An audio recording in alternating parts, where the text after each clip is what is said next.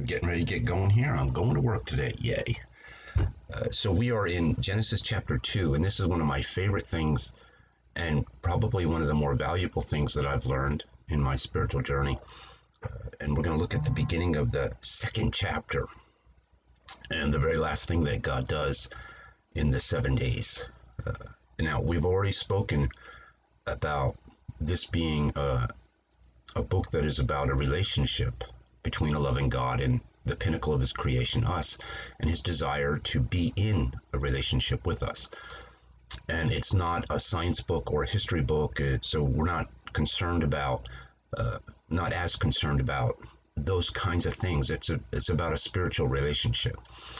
And so I shared with you that I'm not really very concerned about whether or not these days are 24-hour periods of time, because that's not really what this is about. And so it becomes less relevant to me. What becomes more important to me is that what is happening to push my relationship forward in a direction that brings me closer to the Garden of Eden again in my journey back to the garden. And so this is now the seventh day. And this is chapter 2. And the beginning of chapter 2, I shared with you earlier that there are two forms of writing in these first couple of chapters. There's poetry and then there's prose. And this first verse of chapter 2 is the end of the poetry. And then next week we'll start looking at the prose. And again, it doesn't matter to me who wrote this. That's it doesn't even, I don't even care. And yeah, Moses probably wrote a lot of it, and other people maybe they put their notes in there. But so what? What does it teach us about our relationship with our Maker? And so this is chapter 2 now, verse 1, and we have a very orderly, very poetic view of the first 6 days, and the pinnacle of creation is humanity. And God put us on the planet to have dominion over the fish of the sea and the birds of the air, to take care of the beautiful world that he made. And he made the world so that it could help us in our relationship with him. And it just seems beautiful. And so now comes the very last thing that the poet of this first chapter wants us to hear. And this is chapter 2, verse 1. Thus the heavens and the earth were completed in all their vast array. By the seventh day, God had finished the work he had been doing. So on the seventh day, he rested from all his work. Then God blessed the seventh day, made it holy, because on it he rested from all the work of creating he had done. And so, in essence, God created what we come to know as Sabbath. And God actually identifies it as that later on. And so he made Sabbath. Now, God doesn't need to rest. He did this for us to show us and give us an example. And so in his rest, what does he do in his Sabbath? And we're going to learn in the next chapter that what he's doing is he's walking around in the garden, looking for us, wanting to be with us, wanting to be in relationship with us.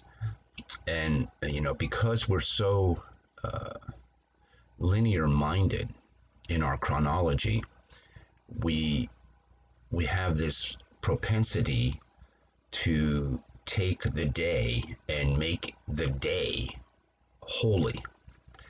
And that's not really what this is about. And I know that's going to upset some people, but for me, this is about relationship. And God creates a means by which we can be in right relationship with him. Sabbath is not a day of the week. It is a state of being. And it's created after people are created, after humanity is created. And Jesus makes it clear that it was created not for God. It was created for us. And we are to enter into it. The writer to the Hebrews says that is available today, in a way saying any day. It doesn't, the day doesn't matter. it's a state of being. And so we are on a journey searching for rest for our souls, uh, for us to be in right relationship and at peace with our Maker. And because we're so linear minded, we focus on the Old Testament law, which is important and pushes us into relationship. And the Old Testament law makes Sabbath a law and subjects us to the law, which is backwards. It's not the way it's not the way God made it. It's not how it's supposed to be.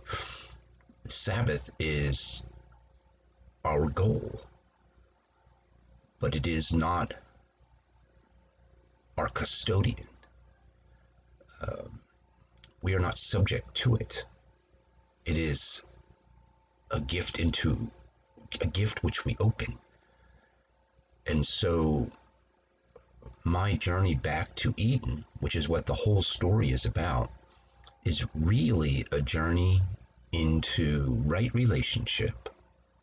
And I want to just remind you, there are two really, really, really important things that we learn from the Old Testament, and especially from this beginning part. And the first is that everything that God makes is good. He has a great purpose, and his purpose is good.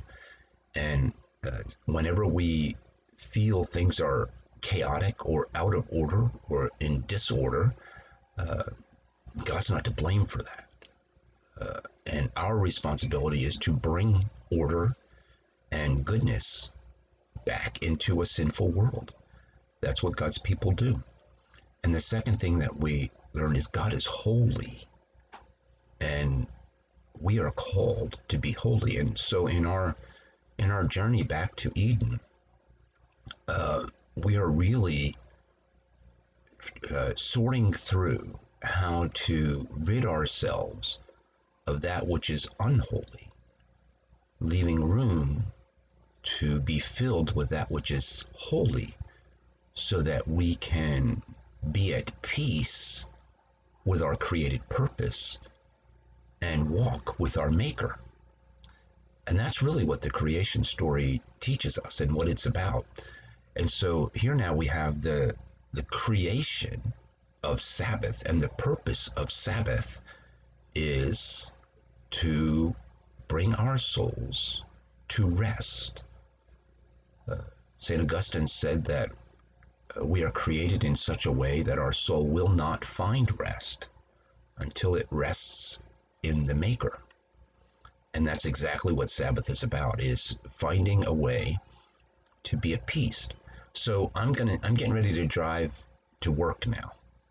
It's 7:30 in the morning, and it's on a Tuesday, and all the loonies are out, and everybody's in a hurry, and their chronology's all messed up, and everybody's disorganized, and they're late, and they've got things they need to do. They got stuff on their mind. We have our own family crisis. Everybody's got stuff going on. And so I have learned, and this is recent, this isn't something I learned years and years ago. This is something that took me a long time to learn. I've learned how to be at Sabbath when I drive. And that's miraculous. But it is a way of not entering into the craziness of my chronological life, but simply residing in a place that I know there's peace. And so, and I've taught this at church now for a few years, I simply stay in my lane. I sometimes listen to the Bible. I've been listening to it. I am thankful for my family. I'm thankful for my church. I'm thankful for my friends in the past and people that I've known. I'm thankful that I get called to read the scriptures and bring them alive to people. I just find a way to be thankful. And I think that makes God smile. His desire to be in relationship with me is often so hindered by my relationship with the world that I think it takes sometimes great awakenings for us to understand what it means to be in Sabbath with our Maker. And so today is a good day to be in Sabbath. And it would be wise for you to kind of evaluate, well, what does Sabbath look like for God? Well, it looks like a loving father walking with his children in the Garden of Eden in the cool of the day, having a great conversation. That is Sabbath. So I hope you have a lovely day, and I pray God's blessing.